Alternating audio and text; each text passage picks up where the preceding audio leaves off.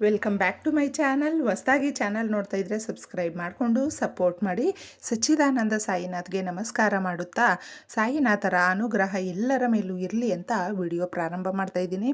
ಪ್ರತಿಯೊಬ್ಬರಿಗೂ ಸ್ನೇಹಿತರೆ ಒಂದೊಂದು ಹಂತದಲ್ಲೂ ಕೂಡ ನಾವು ಒಂದು ಫೈನಲ್ ಡಿಸಿಷನ್ನ ತೆಗೆದುಕೊಳ್ಳುವಂಥ ಒಂದು ನಿರ್ಧಾರವನ್ನು ಮಾಡುವಂಥ ಸಮಯ ಅನ್ನೋದು ಎಲ್ರಿಗೂ ಬರುತ್ತೆ. ಅದು ನಮ್ಮ ಕೈಯಲ್ಲೇ ಇರುತ್ತೆ. ಅದನ್ನು ನಾವು ಯಾವ ಥರ ತಗೊಳ್ತೀವಿ ಅನ್ನೋದು ಕೂಡ ನಮ್ಮ ಮೇಲೇ ಇರೋದ್ರಿಂದ ಈ ಸಂದೇಶ ಕೂಡ ನಮಗೆ ತುಂಬ ಹತ್ತಿರದಲ್ಲೇ ಇರುತ್ತೆ. ಈ ಸಂದೇಶ ಒಂದು ಕಥೆಯ ಮುಖಾಂತರ ಸಾಯಿನಾಥರ ಮಾತುಗಳಲ್ಲೇ ತಿಳ್ಕೊಳ್ತಾ ಈ ಪರಿಹಾರವನ್ನು ಇವತ್ತು ಅಮಾವಾಸ್ಯೆ ಆಗಿರೋದ್ರಿಂದ ಇದನ್ನು ನಾವು ಮಾಡಿಕೊಂಡ್ರೆ ನಮ್ಮ ಸಮಸ್ಯೆಗಳನ್ನು ಬಗೆಹರಿಸ್ಕೊಳ್ಳೋದಕ್ಕೆ ನಮಗೆ ಒಂದು ಆತ್ಮಸ್ಥೈರ್ಯ ಹಾಗೂ ಈ ಪರಿಹಾರಗಳು ಅನ್ನೋದು ತುಂಬ ಚೆನ್ನಾಗಿ ಕೈ ಹಿಡಿಯುತ್ತೆ ಅನ್ನೋದು ಇದರ ಒಂದು ಸಾರಾಂಶ ಆಗಿರುತ್ತೆ. ತಪ್ಪದೆ ಇದನ್ನು ನೀವು ಕೂಡ ಕೇಳಿ. ಈ ಸಂದೇಶ ಯಾವ ಥರ ಇದೆ ಅದ್ಭುತವಾಗಿ, ಯಾಕಂದರೆ ಈ ಸಂದೇಶಗಳೆಲ್ಲ ನಮ್ಮ ಜೀವನದಲ್ಲೇ ನಡೀತಾ ಇರುವಂಥ ಘಟನೆಗಳು. ಒಬ್ಬ ತಾಯಿಗೆ ಇಬ್ಬರು ಸೊಸೆಯಂದರು ಇರ್ತಾರೆ, ಅಂದರೆ ಮಕ್ಕಳು ಕೂಡ ಇರ್ತಾರೆ. ಫೋಟೋವನ್ನು ಇಟ್ಕೊಂಡು, ಅಂದರೆ ಅವರ ಯಜಮಾನರು ತೀರೋಗಿರ್ತಾರೆ, ಯಜಮಾನರ ಫೋಟೋವನ್ನು ಇಟ್ಕೊಂಡು ಆ ತಾಯಿ ಅವರ ಜೊತೆ ಮದುವೆ ಆದ ಕಾಲದಿಂದ ಯಾವ ಥರ ಇದ್ದರು ಅಂತ ಅದನ್ನು ನೆನೆಸ್ಕೊಂಡು ಕಣ್ಣೀರು ಹಾಕುತ್ತಾ ಕೂತಿರ್ತಾರೆ. ಅಂದರೆ ಅವರ ಯಜಮಾನರು ತುಂಬ ಪ್ರೀತಿಯಿಂದ ಆ ತಾಯಿ ಜೊತೆ ಬದುಕಿ ಬಾಳಿರುವಂಥದ್ದು. ಅವರು ತೀರೋದ್ಮೇಲೆ ಈ ಜೀವ ಒಂಟಿಯಾಗಿರುತ್ತೆ. ಅವರು ಬದುಕಿರಬೇಕಾದ್ರೇ ಅವರ ಇಬ್ಬರು ಮಕ್ಕಳೂ ನಮ್ಮ ಜೊತೆ ಇರಿ, ನಮ್ಮ ಜೊತೆ ಇರಿ ಅಂತ ಇಬ್ಬರನ್ನೂ ಕೇಳ್ತಾಯಿದ್ರು. ಆಗ ತಾಯಿಗೆ ಎಷ್ಟು ಖುಷಿ ಆಗ್ತಾಯಿತ್ತು ಅಂದರೆ, ನನ್ನ ಮಕ್ಕಳಿಗೆ ನಾನು ಎಷ್ಟು ಒಳ್ಳೆಯ ಸಂಸ್ಕಾರವನ್ನು ಕಲಿಸ್ಕೊಟ್ಟಿದ್ದೀನಿ, ನಮ್ಮ ಮೇಲೆ ಎಷ್ಟೊಂದು ಪ್ರೀತಿ ಇದೆ ನನ್ನ ಮಕ್ಕಳಿಗೆ ಅಂತ ಆ ತಾಯಿ ತುಂಬ ಬೀಗ್ತಾಯಿದ್ರು. ಅಂದರೆ ಒಂದು ಗರ್ವ ಅಂತ ಹೇಳ್ತೀವಿ ನೋಡಿ, ನಮ್ಮ ಮಕ್ಕಳು ನಮಗೆ ಒಂದು ರೆಸ್ಪೆಕ್ಟ್ ಕೊಟ್ಟರೆ ನಮ್ಗೆ ಅದು ಬರುತ್ತಲ್ವ, ಆ ಥರ ಆ ತಾಯಿ ಕೂಡ. ಆದರೆ ಅವರ ತಂದೆ ಹೇಳ್ತಾರೆ, ನಾವಿಬ್ಬರು ಈಗ ಗಟ್ಟಿಮುಟ್ಟಿಯಾಗಿ ಆರೋಗ್ಯವಾಗಿ ದುಡಿತಾ ಇದ್ದೀವಿ, ನಾವು ಜೊತೆಯಲ್ಲೇ ಇಲ್ಲೇ ಹಳ್ಳಿನಲ್ಲೇ ಇರ್ತೀವಿ ಮಕ್ಕಳೇ. ನೀವು ನಮ್ಮ ಇಬ್ಬರಲ್ಲಿ ದೇವ್ರ ಹತ್ರ ನಾವು ಯಾರು ಹೋಗ್ತೀವೋ, ಇನ್ನು ಒಬ್ಬಂಟಿಯಾಗಿ ಇಬ್ಬರಲ್ಲಿ ಯಾರು ಇರ್ತೀವೋ ಆಗ ಬಂದು ನಾವು ನಿಮ್ಮ ಜೊತೆ ಇರ್ತೀವಿ ಅಂತ ಅವ್ರ ತಂದೆ ಹೇಳಿರ್ತಾರೆ. ಈ ರೀತಿ ಕಾಲ ಕಳೆದಂತೆ ತಂದೆ ತೀರೋಗಿರ್ತಾರೆ. ತಾಯಿ ಇಬ್ಬರ ಮನೆಗೂ ಇಷ್ಟು ದಿನ ಅಂತ ಒಬ್ಬೊಬ್ಬರ ಮನೆಯಲ್ಲಿ ಇರ್ತಾಳೆ. ಇಬ್ಬರು ಮಕ್ಕಳ ಹತ್ರನೂ ಯಾರಿಗೂ ಏನು ನನ್ನ ಕೈಯಿಂದ ಸಹಾಯ ಎಷ್ಟಾಗುತ್ತೋ ನಮ್ಮ ಮಕ್ಕಳಿಗೋಸ್ಕರ ನಾನು ಮಾಡಬೇಕು ಅಂತಂದ್ಬಿಟ್ಟು ಪ್ರತಿಯೊಂದು ಕೆಲಸನೂ ಮನೆಯಲ್ಲಿ ಮಾಡ್ತಾ ಇರ್ತಾಳೆ ಸ್ನೇಹಿತರೆ. ನನ್ನ ಮನೆ ನನ್ನವರು ಎಂದು ಈ ತಾಯಿ ಪ್ರತಿನಿತ್ಯ. ಆಗ ಯಾವಾಗಲೂ ಅವರ ಸೊಸೆಯಂದರು ಮನೆಯಲ್ಲಿ ಕೆಲಸದವಳು ಅಂತ ಅಭಿಪ್ರಾಯಪಟ್ಟಿರ್ತಾರೆ. ಒಂದು ದಿನ ಆ ತಾಯಿಗೆ ಎಲ್ಲೋ ದೇವಸ್ಥಾನಕ್ಕೆ ಹೋಗಬೇಕು ಅಂತ ಆಸೆ ಆಗಿರುತ್ತೆ. ಆಗ ನಾನು ಈ ಥರ ದೇವಸ್ಥಾನಕ್ಕೆ ಹೋಗಬೇಕು ಅಂತ ಮಗನ ಕೇಳಿದ್ರೆ, ನೀನು ದೇವಸ್ಥಾನಕ್ಕೆ ಹೋದರೆ ಇಲ್ಲಿ ಮನೆಯಲ್ಲಿ ಯಾರಿರ್ತಾರೆ, ಇದನ್ನೆಲ್ಲ ನೋಡಿಕೊಂಡು ಸುಮ್ಮನೆ ಇರಮ್ಮ ಅಂತ. ಅವರು ಯಾವ ಥರ ನಡೆಸ್ಕೊಳ್ತಾ ಇದ್ರು ಆ ತಾಯಿಯನ್ನು ಅಂತ ಆ ತಾಯಿಗೆ ಆಗಾಗಲೇ ಗೊತ್ತಾಗ್ಬಿಟ್ಟಿರುತ್ತೆ ಸ್ನೇಹಿತರೆ.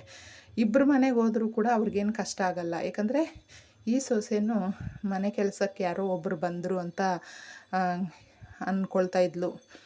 ಹಿರಿಯ ಸೊಸೆನೂ ಅಷ್ಟೇ, ಕಿರಿಯ ಸೊಸೆನೂ ಅಷ್ಟೇ.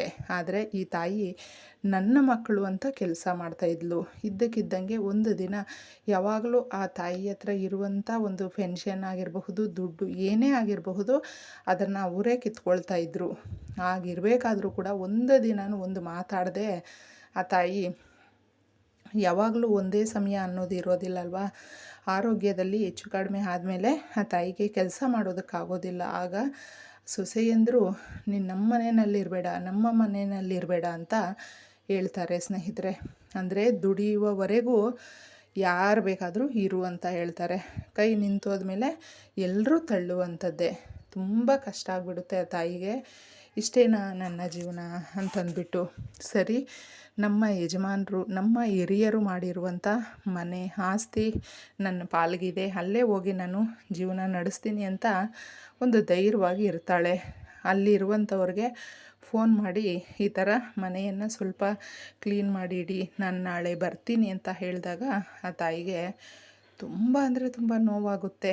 ಯಾಕೆ ಅಂದರೆ ಮಕ್ಕಳು ಗೊತ್ತಿಲ್ಲದೆ ಆ ಆಸ್ತಿ ಮನೆಯನ್ನೆಲ್ಲ ಮಾರ್ಕೊಂಡಿರ್ತಾರೆ ಸ್ನೇಹಿತರೆ.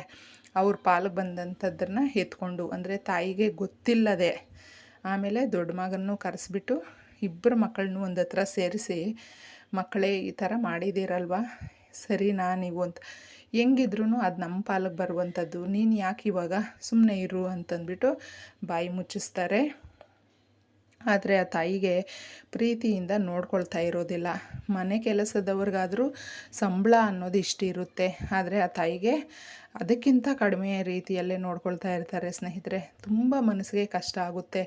ನಾನು ಏನು ಮಾಡಬೇಕು ಅಂತ. ಪ್ರತಿನಿತ್ಯ ಅವರ ಮನೆಯ ಹತ್ತಿರ ಒಂದು ಆಲಯ ಇರುತ್ತೆ, ಅಂದರೆ ದೇವಾಲಯಕ್ಕೆ ಹೋಗಿ ಅಲ್ಲಿ ಕೂತ್ಕೊಂಡು ಒಂದು ಸ್ವಲ್ಪ ಹೊತ್ತು ನಿರಾಳವಾಗಿ, ಇನ್ಯಾರು ಸ್ನೇಹಿತರು ಬಂಧು ಬಳಗ ಅಂತ ಇರೋದಿಲ್ಲ, ಎಲ್ಲ ದೇವ್ರ ಮುಂದೆ ಕೂತ್ಕೊಂಡೇ ಹೇಳ್ತಾ ಇರ್ತಾಳೆ ಸ್ನೇಹಿತರೆ ಇಷ್ಟೆಲ್ಲ ಕಷ್ಟಗಳನ್ನ. ಯಾಕಂದರೆ ಸುಮ್ಮನೆ ನಾವು ಒಂದು 10 ನಿಮಿಷ ಮಾತಾಡ್ತೀವಿ, ಇಡೀ ಜೀವನ ಎಷ್ಟು ಕಷ್ಟಪಟ್ಟಿರ್ತಾಳೆ ಆ ತಾಯಿ. ಆಗ ಅಲ್ಲಿ ಆ ತಾಯಿಗೆ ಇದ್ದಕ್ಕಿದ್ದಂಗೆ ಏನು ನನ್ನ ಜೀವನ ಈ ಥರ ಆಗಿಬಿಡ್ತು ಅಂತಂದ್ಬಿಟ್ಟು ತುಂಬ ಕಷ್ಟ ಆಯಿತು. ಮಕ್ಕಳ ಹತ್ರನೂ ಬದುಕೋಕ್ಕಾಗೋದಿಲ್ಲ. ಸ್ವತಂತ್ರವಾಗಿ ಹೋಗಿ ಬದುಕೋಣ ಅಂದರೂ ಕೂಡ ನನ್ನ ಆಸ್ತಿನ ಇವ್ರು ಕಿತ್ಕೊಂಡಿದ್ದಾರೆ. ನಾನು ಏನು ಮಾಡಬೇಕು, ಇವ್ರಿಗೆ ಬುದ್ಧಿ ಕಲಿಸ್ಬೇಕಲ್ವ ಅಂತ ಆ ತಾಯಿ ದೇವರನ್ನು ನಂಬಿ, ದೇವ್ರ ಮೇಲೆ ಭಾರ ಹಾಕಿ ಒಂದು ಹೆಜ್ಜೆ ಮುಂದೆ ಇಡೋಣ, ನೋಡೋಣ ಏನಾಗುತ್ತೆ ಅಂತಂದ್ಬಿಟ್ಟು ಅಂತ ಧೈರ್ಯ ಮಾಡ್ಕೊತಾಳೆ ಸ್ನೇಹಿತರೆ. ಯಾವಾಗಲೂ ಅಷ್ಟೇ ಆ ತಾಯಿ ಆ ಒಂದು ಪರಿಹಾರನ ಮನೆಯಲ್ಲಿ ಮಾಡ್ತಾನೇ ಇರ್ತಾಳೆ ಸ್ನೇಹಿತರೆ. ನಾವು ಕೂಡ ನಮಗೊಂದು ಧೈರ್ಯ ಬರಬೇಕು ಅಂದರೆ, ನಮ್ಮ ಹತ್ರದಿಂದ ಯಾರಾದರೂ ಕಿತ್ಕೊಂಡ್ರು ನಮಗೆ ಒಂದು ಬದಲಾವಣೆ ಆಗಬೇಕು ಅನ್ನೋದಿದ್ರೂ ಕೂಡ ನಾವುಗಳು ಈ ಪರಿಹಾರಗಳನ್ನು ಮಾಡಿಕೊಂಡಾಗ ತುಂಬ ಚೆನ್ನಾಗಿ ವರ್ಕ್ ಆಗುತ್ತೆ ಅನ್ನೋದಕ್ಕೆ ಇದು ಒಂದು ಬೆಸ್ಟ್ ಎಕ್ಸಾಂಪಲ್ ಅಂತ ಹೇಳಬಹುದು. ಆ ತಾಯಿಗೆ ಇನ್ನೊಬ್ಬರು ಪರಿಹಾರ ತಿಳಿಸ್ಕೊಟ್ಟಿರುವಂಥದ್ದು ಇದನ್ನು. ಆಗ ಆ ತಾಯಿ, ನೀನು ಅಮಾವಾಸ್ಯೆ ಹುಣ್ಣಿಮೆ ದಿನಗಳಲ್ಲಿ ಈ ಪರಿಹಾರವನ್ನು ಮಾಡ್ಕೋತಾಯಿ, ನಿಮಗೆ ಒಂದು ದಾರಿ ಅಂತೂ ಕಾಣಿಸುತ್ತೆ ಅಂತ ಅವರು ತಿಳಿಸುವಂಥದ್ದು ಸ್ನೇಹಿತರೆ. ಆ ಒಂದು ಪರಿಹಾರ ಕೂಡ ಸ್ವಲ್ಪ ಸೋಂಪು ಇರುತ್ತಲ್ವ, ಆ ಸೋಂಪು ಕಾಳನ್ನು ನೀನು ಒಂದು ಪೇಪರಲ್ಲಿ ಹಾಕ್ಬಿಟ್ಟು, ಅಂದರೆ ಅದಕ್ಕೆ ಹಾಕೋದಕ್ಕೂ ಮುಂಚೆ ಸಾಯಿನಾಥರ ಒಂದು ಮಂತ್ರ ಇದೆ ಸ್ನೇಹಿತರೆ, ತುಂಬ ಶಕ್ತಿಶಾಲಿಯಾದ ಮಂತ್ರ.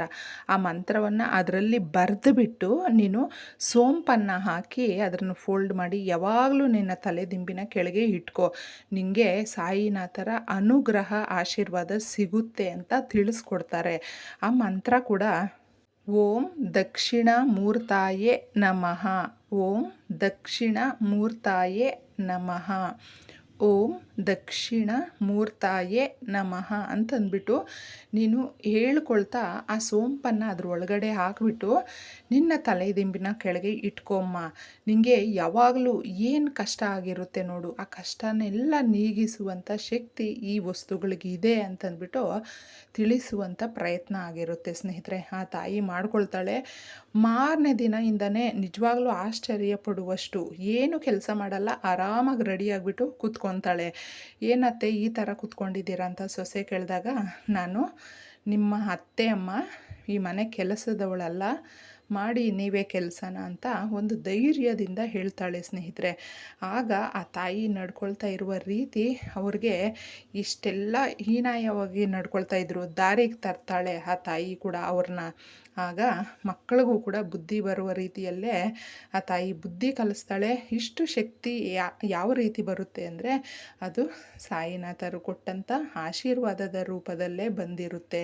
ಇದನ್ನು ನಾವುಗಳು ಮಾಡಿಕೊಂಡಾಗ ನಮಗೆ ನಾನಾ ಥರದ ಕಷ್ಟಗಳನ್ನ ಪಡ್ತಾ ಇರ್ತೀವಲ್ವ, ಆ ಕಷ್ಟಗಳಿಂದ ನಾವು ಕೂಡ ವಿಮುಕ್ತಿ ಹೊಂದಬಹುದು. ಇಷ್ಟು ಸುಲಭ ವಿಧಾನವನ್ನು ನಾವು ಫಾಲೋ ಮಾಡೋಣ. ಎಲ್ರಿಗೂ ಇದೇ ರೀತಿ ಒಳ್ಳೆಯದಾಗಲಿ.